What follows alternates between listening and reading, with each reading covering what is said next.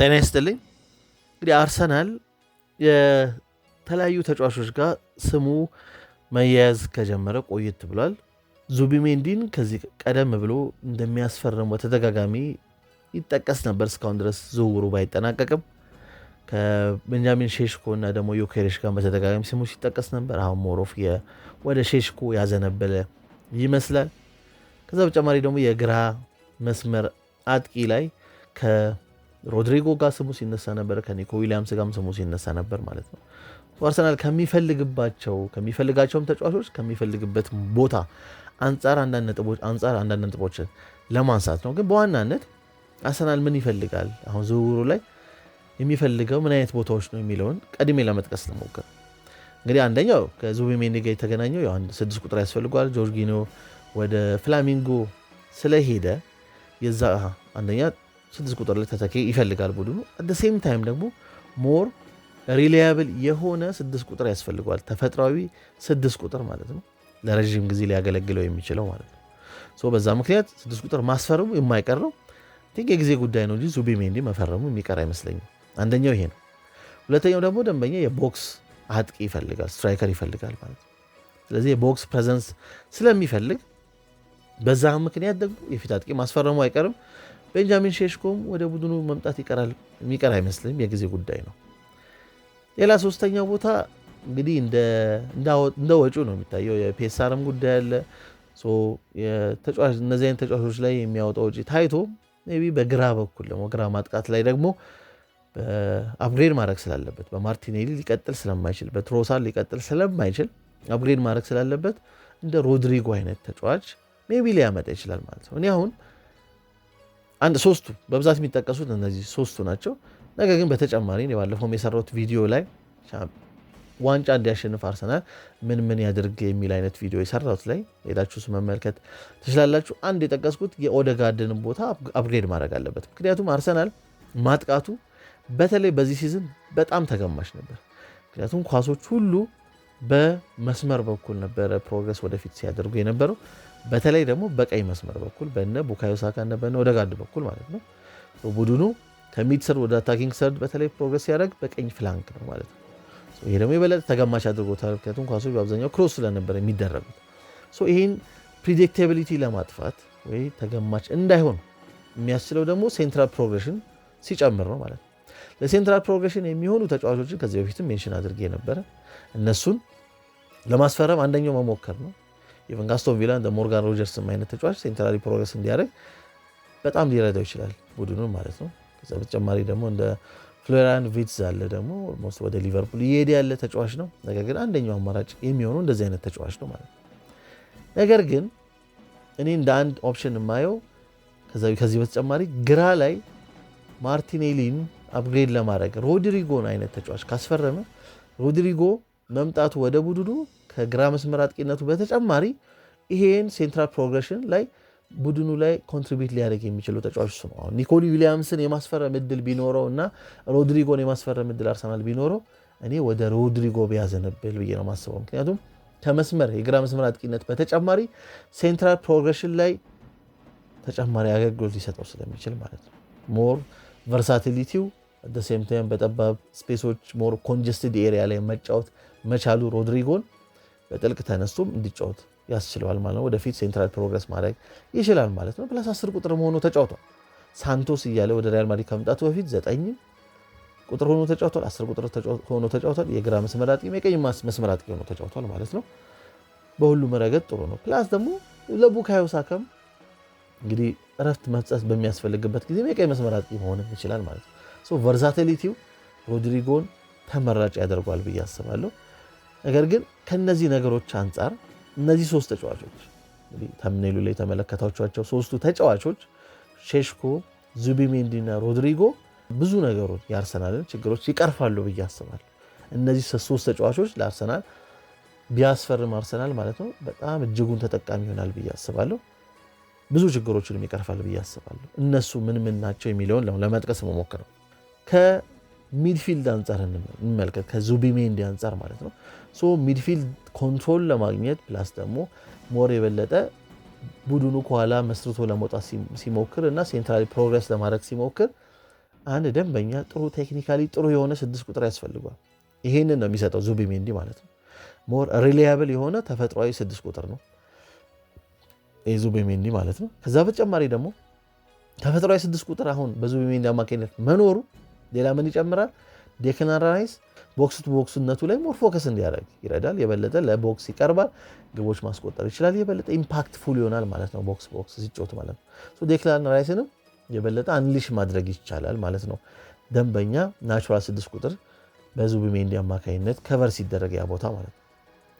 አንደኛው ሌላ ደግሞ ተጨማሪ ደግሞ የዙቢሜንዲ ትልቅ የሚጨምረው ነገር ቡድኑ ከኋላ መስርቶ ሲወጣ በተለይ ደግሞ በጫና ውስጥ ሆኖ መስርቶ ለመውጣት ሲሞክር ይሄንን ኮንሲስተንትሊ ማድረግ የሚችል ተጫዋች ነው ዙቢሜንዲ ማለት ነው። አሁን እንደ ቶማስ ፓርቲ አይነት ተጫዋች ስንል ሞር ፕሬስ ሬዚስታንት አይነት ተጫዋች ነው ብለን የምንወስደው አይነት አይደለም ቶማስ ፓርቲ።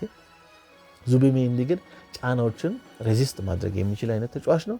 ሴንትራሊ ቡድኑ በፓስ ፕሮግረስ እንዲያደርግ ያስችለዋል ማለት ነው። ሜይ ቢ ቶማስ ፓርቲ ፕሮግሬሽኑ ከኖረም ሴንትራሊ ከኋላ መስርቶ ቡድኑ ለመውጣት ሲሞክር በቦል ኬሪ በማድረግ ነው ፕሮግረስ ሊያደርግ የሚችለው ማለት ነው። ይሄ ፓወርፉል የሆነ የሎንግ ስትራይድ ኬሪ ቦል ኬሪ በማድረግ ወደፊት ሊሄድ ይችላል። ነገር ግን ዙቢሜንዲ በጫና ውስጥ ኳስን መቀበል ይችላል። አት ሴም ታይም ደግሞ ወደ ቀጣዩ ስቴፕ ጥሩ አድርጎ ፓስ ማድረግ ይችላል ማለት ነው። ኮንሲስተንት የሆነ ቢልድ አፕ ይኖራል ማለት ነው በዙቢሜንዲ አማካኝነት በጫና ውስጥ ቢሆን። ከዛ በተጨማሪ ደግሞ ይሄ ሴንትራል ፕሮግሬሽን ቡድኑ ላይ ብዙ ጊዜ ማናስተውልበት በአርሰናል ላይ ማለት ነው እንግዲህ ኤክስፔክት ቢደረገው በተለይ ደግሞ ወደ ፋይናል ሰድ ኳሶቹ እንዲሄዱ ሴንትራሊ ኤክስፔክት የሚደረገው ኦዴጋርድ ላይ ነው ማለት ነው። ስለዚህ ያን ያህል እሱ ላይ ኦቨር ሪላያንስ አይኖርም ማለት ወይ ደግሞ እሱ ላይ ጥገኝነቱ አይኖርም ማለት ነው። እንደ ዙቢሜንዲ አይነት ተጫዋች ሲኖር ኦዴጋርድም የበለጠ በጥልቀት ወደኋላ መመለስ ሳይኖርበት ወደ ተጋጣሚ ቦክስ አካባቢ ወይ ደግሞ ተጋጣሚ ወደ ፋይናል ሰርድ አካባቢ ማለት ነው በመሆን ከመጀመሪያው ቢልድ አፕ ፌዝ የሚመጣውን ማለት ነው ወደፊት የበለጠ እንዲሄድ ሊረዳ ይችላል ማለት ነው በኦዴጋርድ የሚቀጥል ከሆነ ማለት ነው። ሴንትራል ፕሮግሬሽኑ በደንብ በተሻለ ሁኔታ መሄድ ይችላል ማለት ነው በዙቢሜንዲ አማካኝነት። ሌላኛው ቀድሜ እንደጠቀስኩት በጫና ውስጥ መቀበል የሚችል አይነት ተጫዋች ነው። ጥሩ ስካነር ነው። እንግዲህ ስፔናዊ ነው። ከሮድሪጎ ጋር ብዙ ተጫዋቾች ያመሳስሉታል። ባርሴሎናም ሲፈልገው ነበረ። ዣቪም እያለ የቡስኬት ቦታ ላይ ምትክ ላይ ያደረገው ይፈልገው ነበር ዙቢሜንዲ። ስለዚህ አንድ ደግሞ ስፔኖች የመሃል ሜዳ ተጫዋቾች የምናስተውላቸው በጣም ኢንፎርሜሽን አወሳሰድ ላይ በጣም ጥሩ ናቸው። በደንብ ስካን የሚያደርጉ ናቸው። ጥሩ ስካነር ነው። ኳሶችን ደግሞ ወደፊት ፓስ ማድረግ ይችላል ማለት ነው። በተለይ ደግሞ አጭርና መካከለኛ ርቀት ፓሶቹ በጣም ድንቅ ነው። በሁለቱም እግሮቹ ይሄን ማድረግ ይችላል ዙቢሜንዲ ማለት ነው። ረዥም ኳስ ነው ፓስ ማድረግ ላይ ማሻሻል ያለበት። ነገር ግን እነዚህ አጭርና መካከለኛ ላይ ግን በጣም ጥሩ ፓሰር ነው ማለት ነው። ስለ ዙቢሜንዲ በነገራችን ላይ የሰራሁት ቪዲዮ አለ ከዚህ በፊት ስለ ተጫዋቹና ስለ አርሰናል ምን የሚሰጠው ጥቅም የሚለው ማለት ነው። እሱ ቪዲዮ ዲስክሪፕሽን ላይ ያደርግላችኋለሁ። እሱን መመልከትም ትችላላችሁ ማለት ነው። ይሄ ከዙቢሜንዲ አንጻር ነው። በአብዛኛው ሚድፊልድ ላይ ከሚኖረው ነገር አንጻር ነው።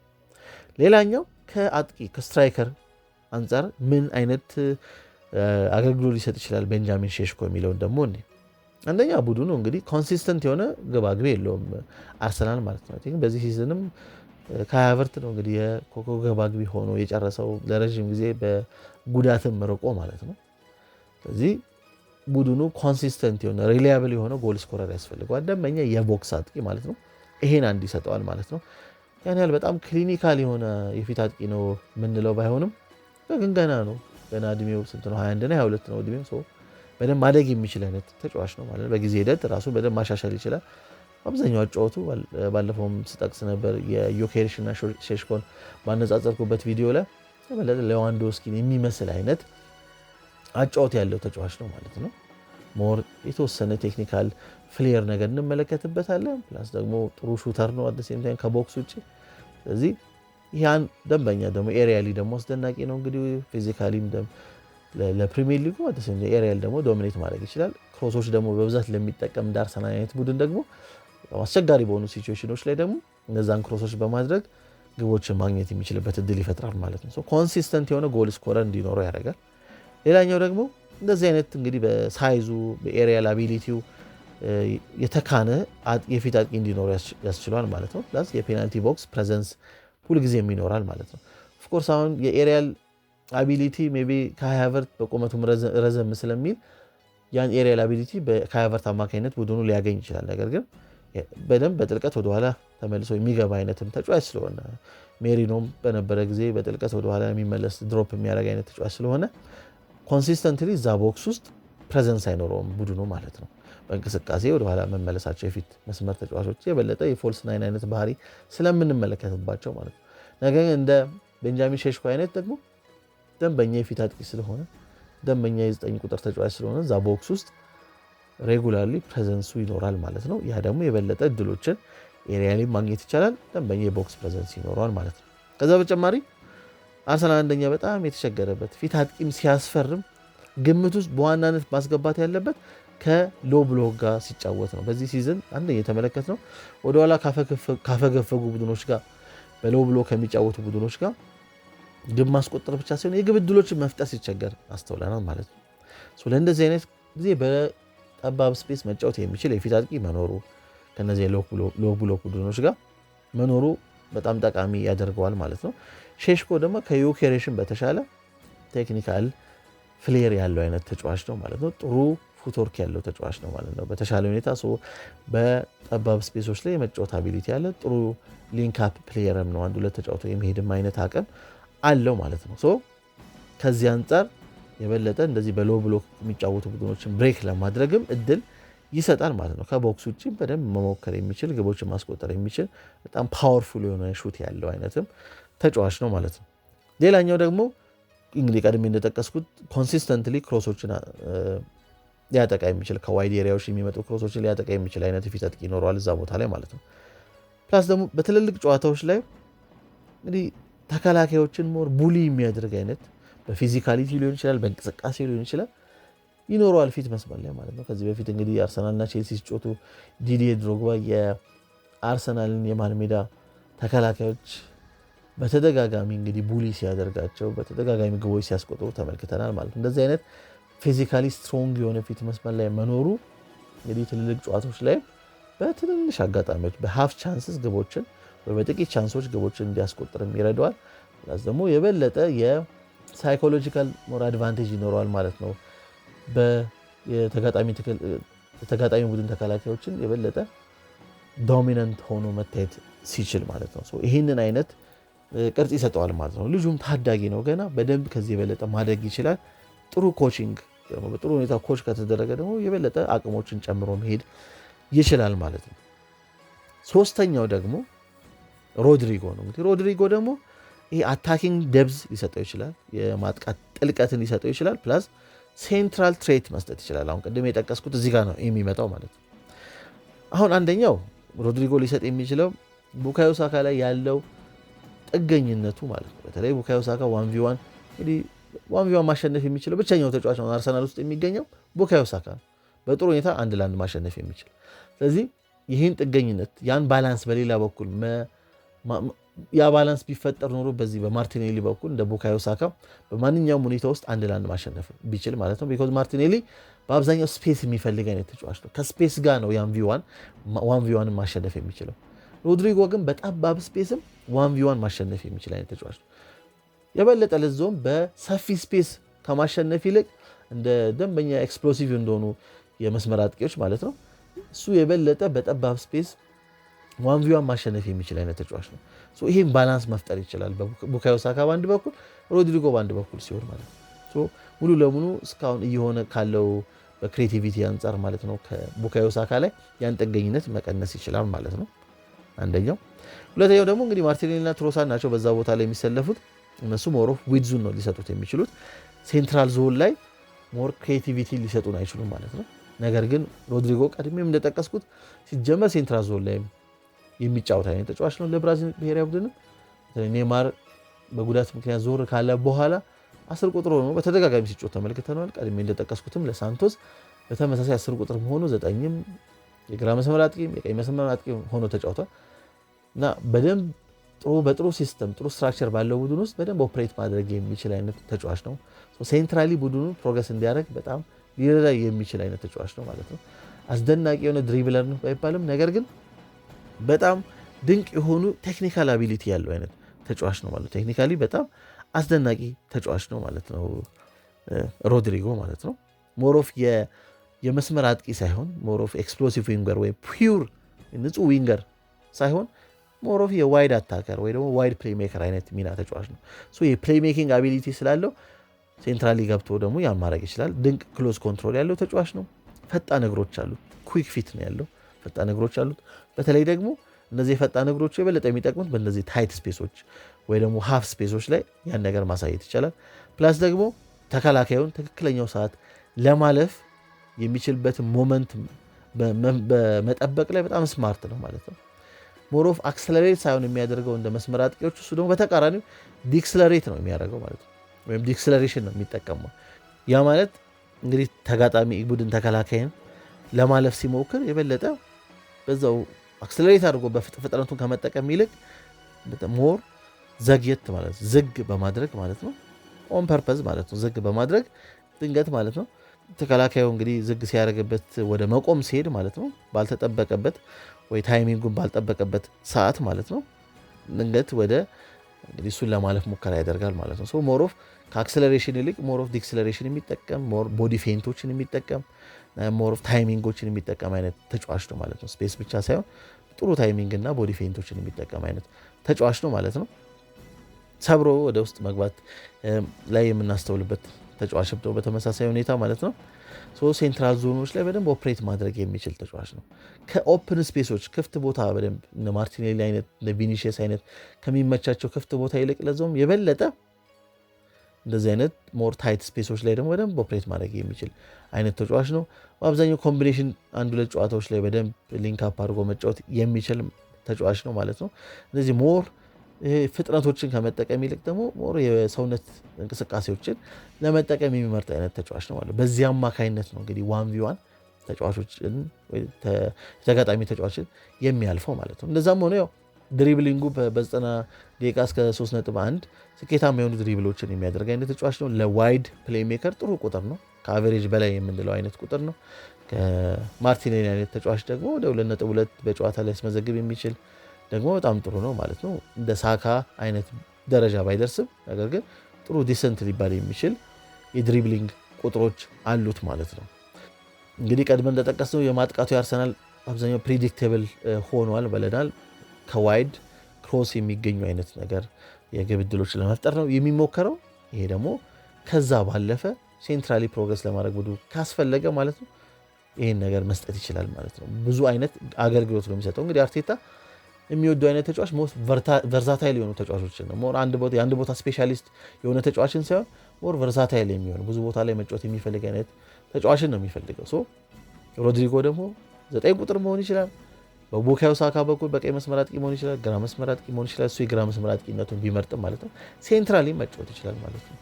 እነዚህ ሁሉ አማራጮች ስለሚሰጥ ማለት ነው አርሰናል ከፋይናንስ አንጻር አቅም ቢያጥረው እንኳን እነዚህ 3 ተጫዋቾች አስፈርሞ ሮድሪጎ የግራ መስመር አጥቂ ብቻ ሳይሆን ሴንትራሊ ቡድኑ ፕሮግረስ እንዲያደርግ የሚያስችለውን የ10 ቁጥር አይነት ሚናም እንዲጫወት ማድረግ ይቻላል ማለት ነው። ከጥልቀት በመነሳት ያን ሚና መጫወት ይችላል። በተለይ ደግሞ ከሎ ብሎክ ቡድኖች ጋር ሲጫወት ቡድኑ የበለጠ ኦፌንሲቭ ተጫዋቾችን መጠቀም ሲፈልግ ይህን አገልግሎት ሴንትራሊ ገብቶ መስጠት ይችላል ማለት ነው። ሮድሪጎ ማስፈረም ጥቅሙ ብዙ ነው የሚሆነው ማለት ነው። የበለጠ ኒኮ ዊሊያምስን ከማስፈረም ከዚህ ነገሮች አንጻር ማለት ነው። እነዚህ ተጫዋቾች ይህን የመሰሉ አገልግሎቶች ለቡድኑ መስጠት ይችላሉ፣ ለአርሰናል መስጠት ይችላሉ። አርሰናልም በዋናነት ያስፈልገው የነበረው ችግር መሸፈን ያለባቸው ቦታዎች የ6 ቁጥር ሚና በተለይ ደግሞ ከኋላ በቢልድ አፕ ፌዝ ጊዜ መስርቶ ሲወጣ በጫና ውስጥ ሴንትራሊ ፕሮግረስ ለማድረግ ወደ ቀጣኙ በጫና ውስጥ ሆኖም ቢሆን ከኋላ መስርቶ ለመውጣት የሚያስችል አይነት ተጫዋች ቴክኒካሊ በደንብ በጣም ሪፋይንድ የሆነ ተጫዋች ቴክኒካሊ በጣም ጥሩ የሆነ ተጫዋች ተፈጥሯዊ 6 ቁጥር የሆነ ተጫዋች እና ይሄን ቦታ ከሸፈነ በኋላ ደግሞ እንደ ዴክላን ራይስ አይነት ተጫዋች ደግሞ ሲጫወት በጣም ኢምፓክት መፍጠር የሚችልበትን ከሳጥን ሳጥን አይነት ቦታ ላይ እንዲሆን ያስችለዋል ማለት ነው። አንደኛው ቦታ 6 ቁጥር ቦታ ነው ቀደም እንደጠቀስኩት። ፊት መስመር ላይ ደግሞ አለ ቦክስ ፕሬዘንስ የሚሰጥ ግብ ዕድሎችን የበለጠ ለመጠቀም የሚችል አይነት ፊት መስመር ላይ አጥቂ ያስፈልገዋል። በግራ መስመር አጥቂ ደግሞ ይሄ የቀኝ መስመሩን የቡካዮ ሳካን ባላንስ ቫንቪያ ማሸነፍ የሚችል አይነት ያን ባላንስ ሊፈጥር የሚችል ደግሞ በግራ መስመር ቢጫወት ደግሞ ያስፈልገዋል። ሮድሪጎ ያንን ማድረግ ይችላል። ከዛ በተጨማሪ ደግሞ ሴንትራል እየገባ የቡድኑ ሴንትራል ፕሮግሬሽን ማስተካከልም ይችላል ቡድኑ። ስለዚህ በሮድሪጎ ሁለት ነገሮችን ማድረግ ይችላል፣ ከዛም በላይ ማድረግ ይቻላል። በፊት አጥቂ በቤንጃሚን ሼሽኮ ደግሞ የፊት መስመሩን ቦታ ይሸፍናል፣ 6 ቁጥር ቦታ ደግሞ የመሃል ሜዳውን ቦታ ይሸፍናል ማለት ነው። አርሰናል ምናልባት እነዚህ 3 ተጫዋቾች ሌላ ደንበኛ ራሱን የቻለ ለሴንትራል ፕሮግሬሽን የሚሆን ተጫዋች ለማስፈረም ፋይናንሻሊ አቅም ራሱ ቢያጥረው በእነዚህ 3 ተጫዋቾች መሸፈን የሚያስፈልግበትን ቦታ ሸፍኖ መጨረስ ይችላል ብዬ አስባለሁ ማለት ነው። እናንተስ ምን ታስባላችሁ? ከነዚህ ቦታዎች አንጻር አርሰናል ከሚፈልግባቸው አይነት ቦታዎች አንጻር ምን አይነት ተጫዋቾች ቢፈርሙ እነዚህ ተጫዋቾች ቢፈርሙ ምን አይነት አገልግሎት ሊሰጡ ይችላል ብላችሁ ታስባላችሁ? ወይስ ሌላ የምታስቡት ካለ ደግሞ እነዚህ ተጫዋቾች ቢሆኑ ብላችሁ የምታስቡትን ሀሳብ መስጫው ላይ አስፍሩልኝ ማለት ነው። ያው የዙቢሜንዲና የሼሽኮ የጊዜ ጉዳይ ነው የሚመስለኝ። ምናልባት የሮድሪጎ ነው እርግጠኛ ሆኖ ይሆናል ብሎ መናገር የሚያስቸግረው። ነገር ግን ስካይ ስፖርት ባወጣው ዘገባ ማለት ነው አርሰናል ዋናው ታርጌት አድርጎ ያሰበው በዛ መስመር ላይ ማለት ነው ሮድሪጎ ነው የሚል ዜና ተመልክቻለሁ። እንግዲህ የሚሆን ከሆነ በጊዜ ሂደት የምንመለከት ይሆናል። ሀሳባችሁን ስጡኝ ኮሜንት መስጫው ላይ። አመሰግናለሁ።